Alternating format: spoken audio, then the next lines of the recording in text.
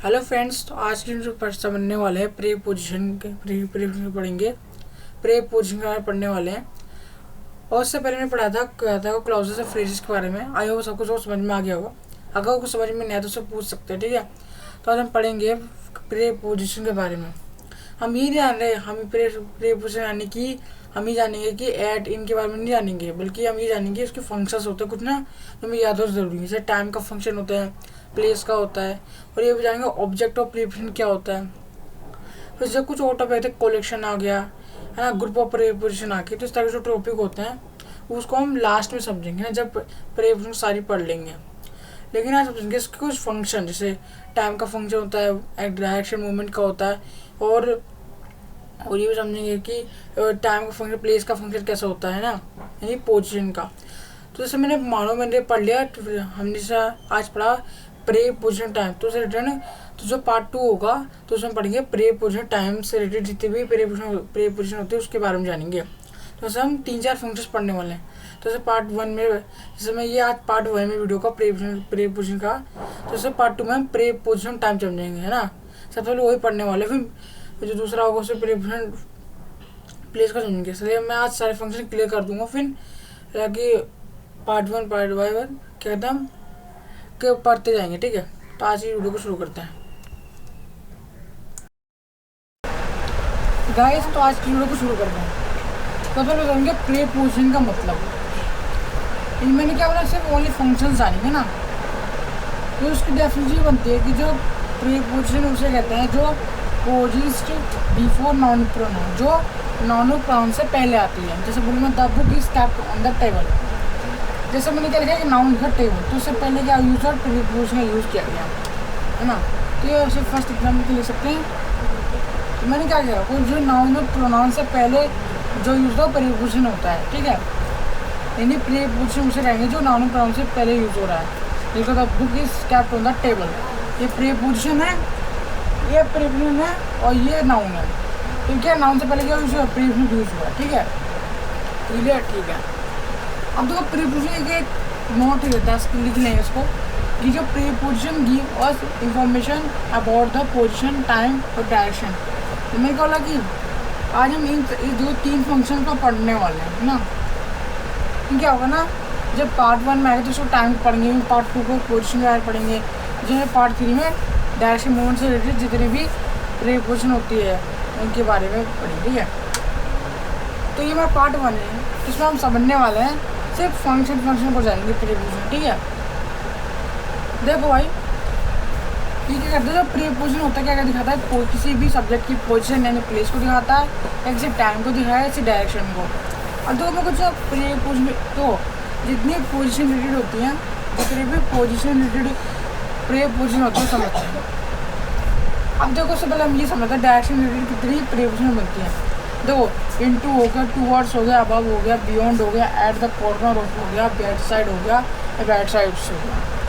जो जितनी भी प्रीपोजिशन होती हैं जो डायरेक्शन को रेफर करती हैं, यानी जब भी हमको डायरेक्शन को दिखाना है तो क्या करेंगे हम, या इनटू, टूवर्ड्स या अबव या बियॉन्ड जैसी प्रीपोजिशन यूज़ करके हम कहते हैं डायरेक्शन या मूवमेंट को दिखा सकते हैं। तो ये सारी चीज़ें होती हैं। अब इसमें एक एग्जांपल लेता हूँ। फॉर एग्जाम्पल मैंने ये एग्जाम्पल लिया,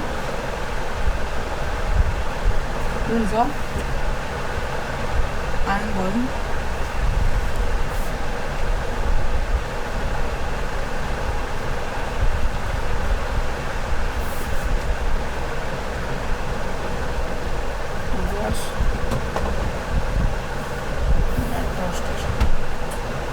ऐसा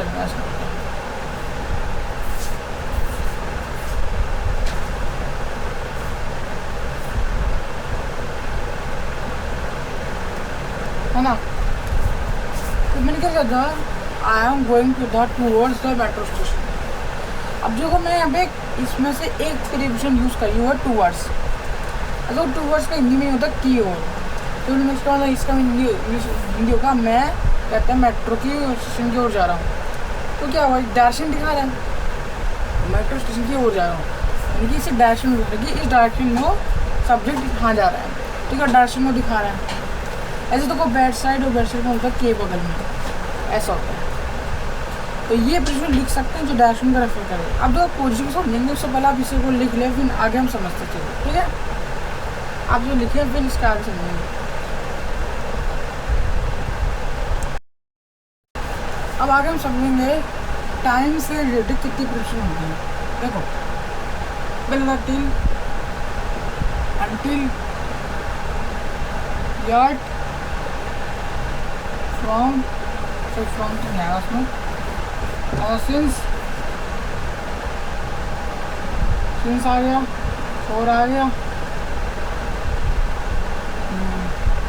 before आ गया, है ना, before आ गया, after आ गया, ड्यूरिंग आ गया, बाय आ गया, फ्रॉम भी ले लो, फ्रॉम आ गया। तो ये सारी प्रीपोजिशन होती हैं जो किसी टाइम किसको रेफर करते हैं, टाइम को, ठीक है। किसको रेफर करें, टाइम को। आप समझेंगे, ये मैं एक एग्जांपल के बता दो, शायद चीज़ें देखो एग्जांपल क्या क्या बन सकते थे उसके।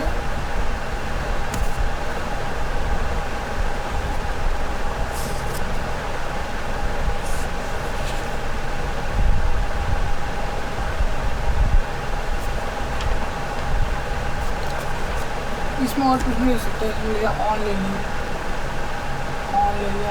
फिर ले लिया, एड ले लिया, ये है प्रीपोजिशन होती है। मैं एक एग्जांपल ले रहा हूँ,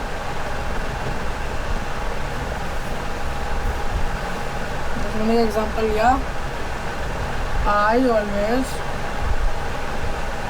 मैं कोई भी प्रीपोजिशन ले लूँगा, ठीक है। आई ऑलवेज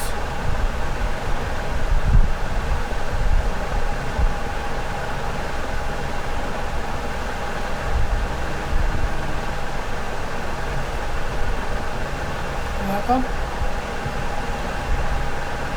at 6 AM, ठीक। I always wake up 6 PM, ठीक है। अब दो क्या है, एट की प्रीपोजिशन है जो किसी पॉइंट ऑफ टाइम को रेफर करती है। क्या करिए, किसी एक एग्जैक्ट टाइम को रेफर करती है। इसका एक डेली रूटीन है ना, डेली रूटीन मान के चल रहा है। क्या है डेली रूटीन, ये इसको हर रोज़ फॉलो कर रहा है, डेली रूटीन मान चलना ऑलवेज लगा रखा है, ठीक है। अगर टाइम को रेफर भी कर रहा है, ओके। अब जी मैंने कोई भी वर्ड पूछ सकता हूँ, फिर दिया मैंने सिंस का यूज़ करता हूँ, फोर का यूज़ करके बता सकता हूँ। अब इसे यूज़ करके बता सकते हैं। इसमें मैं एक और एग्जाम्पल ले सकता हूँ, इसमें मैं इसको रेस कर रहा हूँ, इसमें एक और एग्जाम्पल लेता हूँ। मैंने एग्जाम्पल लिया,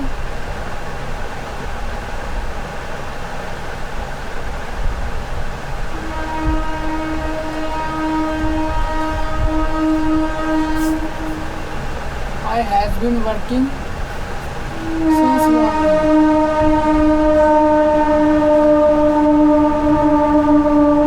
अब देखो इसके मतलब ना टाइम की नेचुरलिटी भी जान सकते हैं। टाइम की नेचुरलिटी कैसे, देखो कौन सा प्रीपोजिशन कैसे टाइम का रेफर करते हो। अब सिंस कैसे प्रीपोजिशन मान के चलोगे, तो जानते हो, ठीक है। जब बिफोर आफ्टर हो गया, अब जो बिफोर का एक्शन जो होता है ना, 1 by 1 होता है कि एक के बाद दूसरा एक्शन ऐसा होता है कि सीरीज में होता है ऐसा एक्शन, लेकिन फर्स्ट 2 एक्शन हो दूसरा एक्शन ऐसा होता है। ये हो गया एक्शन, आप जानते हो। आई हैज़ बीन, तो क्या है, ये सब टाइम की नेचुरलिटी को भी दिखाते सकते हैं। इससे आप ना एक जानकारी से एक जानकारी से दूसरी जानकारी भी जान सकते हो, ठीक है। I has been working since morning, कोई एक्शन जो है एक अब से चल रहा है, सिंस मॉर्निंग से चल रहा है, सबसे ज़्यादा सिंस मॉर्निंग से चल रहा है। देखो इसमें क्या है, मॉर्निंग से चल रहा है। अब मॉर्निंग में किसी भी टाइम से चल सकता है, क्योंकि मॉर्निंग तो भैया मॉर्निंग कब शुरू होती है, 4 PM से लेकर, है ना, 4 AM से स्टार्ट होती है ना, तो लेकर क्या कब तक रहती है मॉर्निंग, और 12 तब तक वन क्या होती है, मॉर्निंग का होती है। अब पता नहीं हो कब तक किस टाइम पर हो, इसे कुछ रेफर नहीं कर रहा, ठीक है। तो क्या एज मैंने आपको एंडिंग पॉइंट फिक्स है ना आपका लास्ट पॉइंट है कि जो इसका स्टार्टिंग पॉइंट फिक्स है। फिर मॉर्निंग लिख दिया है, लेकिन अगर मैं 4 लगा देता हूँ तो उससे क्या होता है, वो इसमें पता चल जाता है कि हाँ ये काम इतने ड्यूरेशन दिखाते हैं, तो इससे पता लगा सकते हो कि काम कुछ चल रहा है, ऐसा मान के चल लो। ठीक है, मुझे नीचे लिख देता हूँ। ठीक है, ये तो हो गई भाई टाइम से रिलेटेड प्रिडिक्शन। ठीक है, अब आते हैं पोजिशन। हम बोलो कि जो ऐसी प्रिडिक्शन बताओ जो पोजिशन रिलेटेड हो, किसी सब्जेक्ट की पोजीशन बताए या किसी प्लेस बताएं। देखो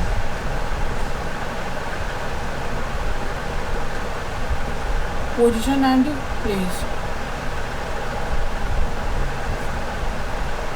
पोजीशन और प्लेस को कैसे वर्क करेंगे, देखो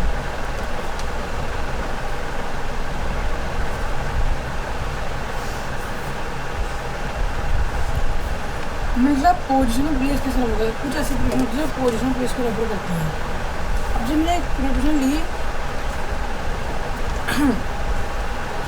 अब उसमें मैंने ले लिया इनटू, जो ले लिया टूवर्ड्स ले लिया, बिहाइंड ले लिया, है ना, तो डायरेक्शन ले लो ना, इसका होगा ये वाला, तो डाउन अप हो गया, डाउन हो गया, बिलो हो गया, है ना, एट द कॉर्नर हो गया,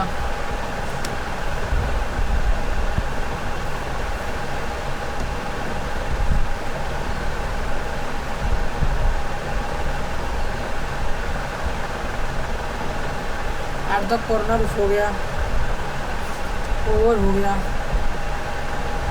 और हो गया, एट हो गया, नियर हो गया, अपॉन हो गया, ओवर हो गया,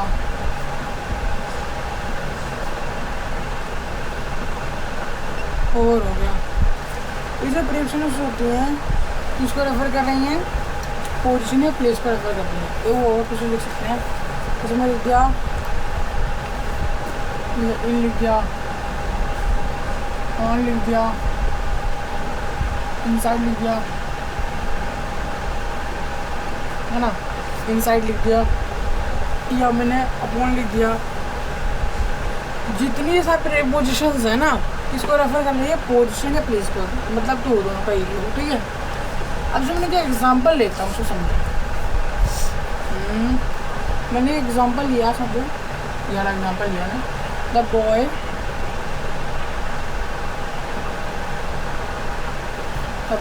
standing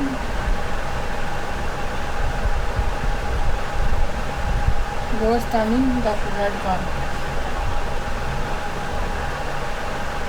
red car, beds on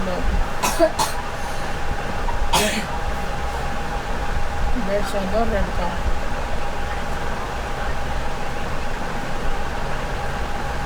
beds at the red car is my brother.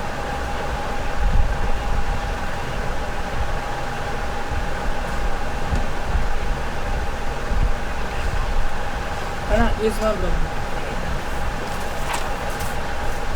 मैं क्या कह रहा हूँ, अब इसे तो समझाओ, थोड़ा सा बड़ा सेंटेंस है वो।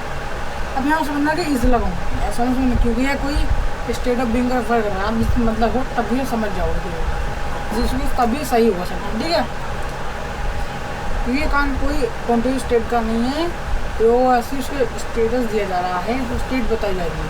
ठीक है, अब देखो समझो मैंने पे कौन सी प्रीपोजिशन यूज़ करी,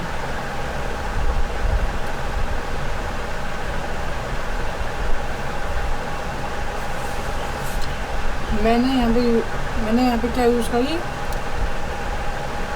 मैंने इसको लिखा बैड साइड, मैंने लिखी नहीं है बैड साइड, तब भी क्या था इसके अंदर ले लेना, क्योंकि ये प्रीपोजिशन को रेफर करते हैं, यानी कि उनकी पोजिशन और प्लेस को रेफर करते हैं। अब दो क्या है ये, यहाँ पे किसकी पोजिशन बताई, तो मैं आपको चूँकि किसकी पोजिशन बताई जा रही है, किसकी पोजिशन बताई जा रही है, द बॉय की या द कार की।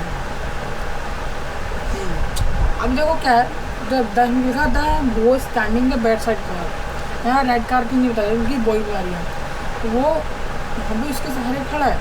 ये क्या है, ये जो बैच लगा है, ये इसकी इस सब्जेक्ट की बता रहा है, जो एक अननोन है, यानी कि कॉमन नाउन की बता रहा है। दोनों कॉमन नाउन है, तो इन्हें एक प्रॉपर नाउन है। The boy standing bat side में, तो इसकी जो पोजीशन क्या है, पोजीशन नहीं दी, द रेड कार है ना, रेड कार इसकी पोजीशन मांगी चल रही है। इसकी पोजीशन क्या होगी, ये इसकी पोजीशन होगी, ठीक है ना। एक ये हो गया। अब एक और एग्जांपल लेता हूँ, जो मैंने ले लिया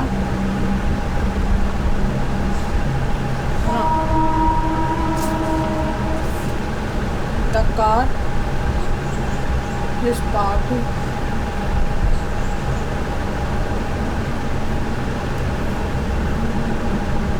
नियर द शॉप,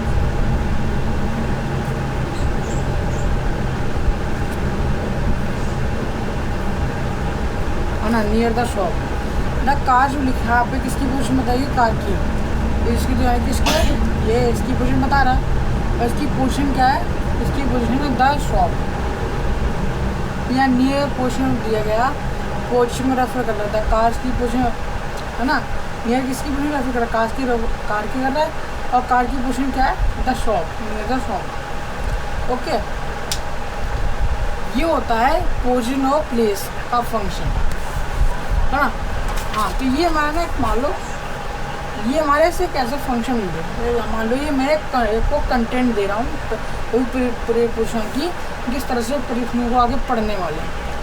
देखो हमने क्या पढ़ा, ये प्रीपोजिशन टाइम को समझा, है ना, प्रीपोजिशन टाइम को भी समझा, पोजिशन को समझ लिया है, और डायरेक्शन समझा। तो कल की वीडियो होगी, इसमें ना सिर्फ एक ही फंक्शन पे बनेगी, वो होगी प्रीपोजिशन टाइम, यानी जो प्रीपोजिशन टाइम से भी रिलेटेड कितने भी, जैसे ये है टाइम, इससे रिलेटेड जितनी भी प्रीपोजिशन होगी, तो इन सबके बारे में जानेंगे ना, कैसे किनका कहाँ पे यूज होता है, ठीक है। सिर्फ ये मेरे फंक्शन यहाँ से इंट्रोडक्शन मान लो से वीडियो का। देखो ये और इम्पोर्टेंट चीज़ जान लो कि इसको तो क्या, एक और चीज़ से नाम जानते हैं, इसको कहते हैं स्टैटिकल रिलेशनशिप। मैं इसको बता भी, इसका याद हो तो मैंने एक शॉर्ट वीडियो में इसको बता रखा है, स्टैटिकल रिलेशनशिप,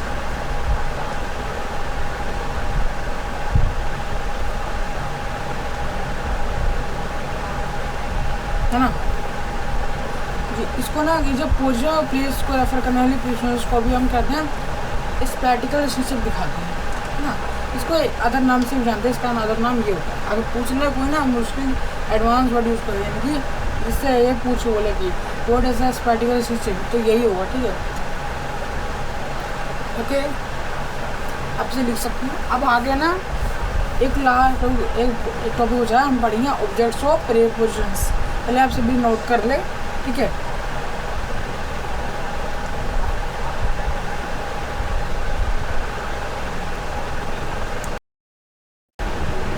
आप समझेंगे आप ऑब्जेक्ट ऑफ प्रीपोजिशंस क्या होते हैं। ज़्यादा मुश्किल टॉपिक नहीं है, आसान है, थोड़ा सा एडवांस में लीजिएगा। अब देखो क्या है ऑब्जेक्ट ऑफ प्रीपोजिशन, क्या होता है, जैसे कि प्रीपोजिशन का ऑब्जेक्ट, यानी लाइक अ ट्रांजिटिव वर्ब होता है।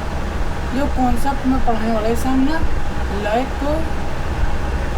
ट्रांजिटिव वर्ब,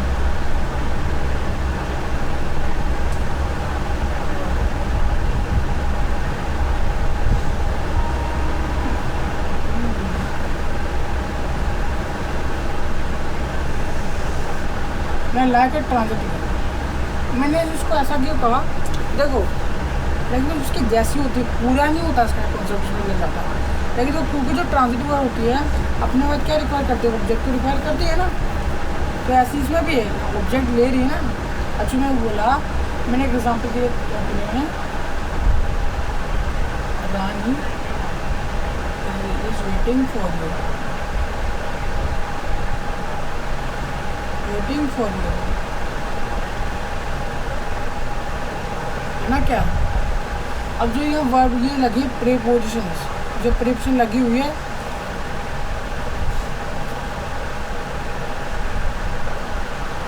किसके रेफरेंस में लगी, ये इसके रेफरेंस में लगी हुई है, ये इसके रेफरेंस में मान लेना, किसी अदर सब्जेक्ट की बात करी तो आप नहीं बताएंगे। बस अभी उसका ना एक प्रोनाउन ऐसा प्रोनाउन बता दिया कि क्या होता है लाइक ट्रांजिटिव वाले। देखो क्या है, यहाँ प्रीपोजिशन लिख दी। अब बोलो मैं आपने कैसे पता लगा लिया कि यहाँ पे वो क्या है, क्या ऑब्जेक्ट है। देखो कैसे हम जानते हैं ऑब्जेक्ट का पता कैसे लगाते हैं हम, वोट रूम से। बहुत बेसिक चीज़ है, याद होनी ज़रूरी है, ठीक है।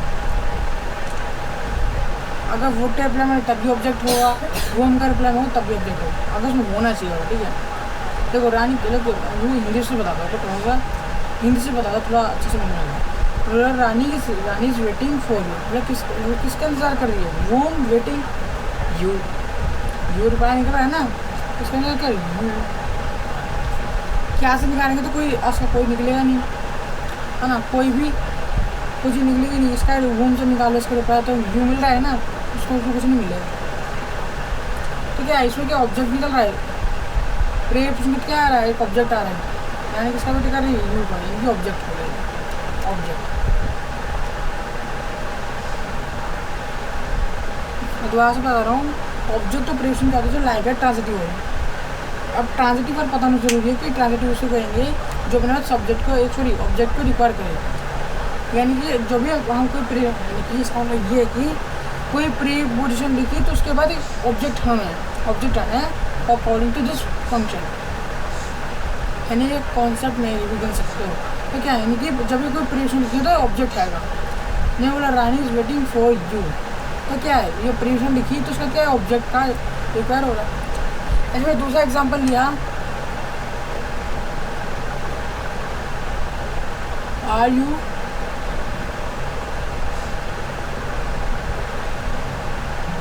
Waiting for you,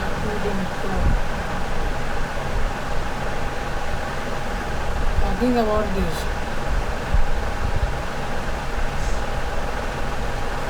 this incident।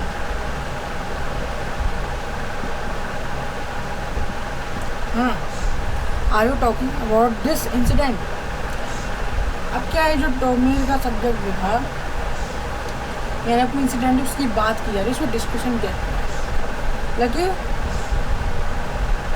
यहाँ पर क्या है, ये क्या प्रीपोजिशन लिखी है, प्रीपोजिशन लिखी है। अब रिप्लाई मांगो या किस पे बात कर रहे हैं, एक इंसिडेंट उस पर बात कर रहे हैं, ये क्या ऑब्जेक्ट होगा।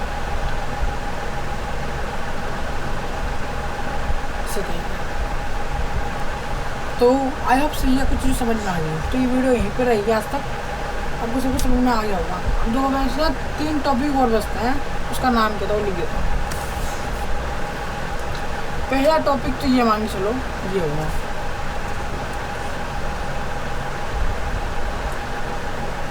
Placement of prepositions.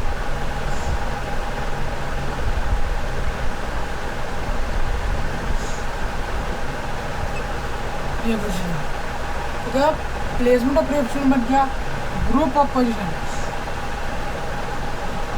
Group of